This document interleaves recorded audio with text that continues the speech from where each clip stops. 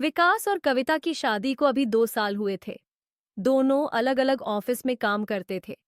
एक दिन विकास घर जल्दी आया तो उसे कविता घर पर ही मिल गई। विकास, क्या बात है, आज ऑफिस से जल्दी आ गई? कविता, नहीं, मैं आज ऑफिस ही नहीं जा पाई। आपके जाने के बाद मम्मी का फोन आया था। पापा की तबीयत ठीक नहीं है, वे मुझे याद कर रहे हैं। विकास, अरे तो इसमें सोचने की क्या जरूरत है, उनसे मिल आओ, उन्हें भी अच्छा लगेगा। वैसे भी वे दोनों गांव में अकेले रहते हैं। तुम्हारे भाई भाभी तो शहर में रहते हैं। कविता, होम पर अकेले जाने बहुत परेशानी होती है। गांव तक का रास्ता भी ठीक नहीं है। क्या आप मेरे साथ चलेंगे? हम 2 दिन में वापस आ जाएंगे। विकास, मुझे तो ऑफिस में बहुत जरूरी काम है। एक काम करो, 2 दिन बाद का प्रोग्राम बना लो। मैं कल ऑफिस में छुट्टी के लिए बात कर लेता हूँ। कविता, ठीक है, आप कल बता देना तो रिजर्वेशन करा लूंगी। अगले दिन दोपहर को कविता विकास को फोन करती है। कविता, विकास, आपने बात कर ली? छुट्टी के लिए कब निकलना है? विकास, हाँ कविता, कल का रिजर्वेशन करा लो, हम कल सुबह निकल जाएंगे। अगले दिन दोनों ट्रेन से गोवा पहुंच जाते हैं। कविता और विकास जब घर पहुंचते हैं तो उसके पिता अंतिम सांसें ले रहे थे। उन्हें देखकर कविता फूट फूट कर रोने लगती है। कविता, मौन, आपने तो कहा था पिताजी की तबीयत ठीक नहीं है। ये इतने बीमार थे तो पहले क्यों नहीं बताया? हम इन्हें शहर के किसी अच्छे हॉस्पिटल में दिखा लेते। मॉम, बेटी, तेरे पापा ने जिद पकड़ रखी थी कि वे अपना अंतिम समय यहीं गांव में बिताना चाहते हैं। तभी पीछे से संजय की आवाज आई। संजय कविता का भाई था। संजय, हाँ, सब कुछ बेटी ही करेगी बेटे के लिए, तो इस घर के दरवाजे पहले ही बंद हो चुके हैं। सारी खबर बेटी को दी जाएगी, यही इलाज कराएगी। कविता, भैया, आप ये क्या कह रहे हैं? मैं भी अभी अभी आई हूं और आपका फर्ज है मौन बाप का ख्याल रखने का। आप यहां से जाने के बाद कभी इनसे मिलने आए हैं? संजय, तुम दोनों जा आ जाते हैं।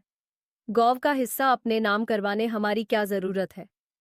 कविता, भैया, आपको शर्म नहीं आती? इस समय भी ऐसी बात कर रहे हो, देख नहीं रहे पिताजी की हालत? विकास, संजय, हम दोनों को तुम्हारे गौव की जमीन जायदाद की जरूरत नहीं है। हमारे पास बहुत कुछ है। ये हिस्सा तुम्हें ही मुबारक हो, और जरूरी नहीं कि बेटी अपने पीहर आए तो हिस्सा मांगने ही आएगी। संजय मौके की नजाकत को देखकर चुप हो जाता है। कविता को अपने भाई की बातें बहुत बुरी लग रही थीं। वह अपने पापा के सिरहाने बैठकर रो रही थी। पिछले कुछ सालों की बातें उसके दिमाग में घूम रही थीं। पापा, बेटी, तूने अपनी पढ़ाई पूरी कर ली, अब क्या विचार है? कविता, पापा, मैं नौकरी करना चाहती हूँ, उसके लिए शहर जाना पड़ेगा। पापा, ठीक है, मैं तू नौकरी के लिए अप्लाई कर, मैं तेरे साथ शहर चलूंगा। कुछ ही दिनों में कविता की नौकरी पक्की हो जाती है। उसके पापा उसके साथ शहर आ जाते हैं। अच्छे से उसके रहने खाने का इंतजाम कर देते हैं। कुछ दिन उसके साथ रहकर वापस गाँव आ जाते हैं। इस बात से संजय और उसकी पत्नी बहुत गुस्सा होते हैं। वे दोनों हर दिन माता पिता से लड़ते थे। एक दिन दुखी होकर पिता ने दोनों से कहा, पिता, तुम अपना रहने का इंतजाम कहीं और कर लो, हमें चैन से रहने दो, ये लो 1 लाख रुपए। संजय अपनी पत्नी के साथ शहर आ जाता है और नौकरी करने लगता है। उसके बाद संजय कभी गाँव नहीं गया, जहां तक कि बहन की शादी में भी वह नहीं पहुंचा। यही सब सोचकर कविता रो रही थी। तभी उसके पिता ने आंख खोलकर अपनी बेटी को देखा। उनकी आंखों में अब पहले जैसी चमक नहीं थी। अकेलापन और उदासी छाई हुई थी। उन्होंने एक बार कविता को देखा और एक बार अपनी पत्नी को देखा, जो उनके पैरों के पास बैठी रो रही थी, जैसे वे कह रहे हैं कि मेरे बाद तेरी मौन का क्या होगा। कविता, पापा, आप मौन की चिंता न करें, इन्हें मैं अपने साथ रखूंगी। कविता की बात सुनकर उनके चेहरे पर संतोष के भाव आए, लेकिन आंखों से आंसू बह निकले। कुछ देर बाद उन्होंने आंखें बंद कर लीं और कुछ ही देर में प्राण त्याग दिए। 13 दिन तक घर में रिश्तेदारों का जमावड़ा लगा रहा, रीति रिवाज होते रहे।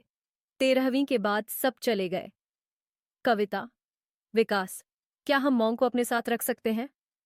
विकास, हाँ क्यों नहीं, लेकिन मेरी एक शर्त है। कविता, वह क्या? विकास, यह पूरी जायदाद मौन को संजय के नाम करनी होगी। जेवर, रुपया, सब कुछ।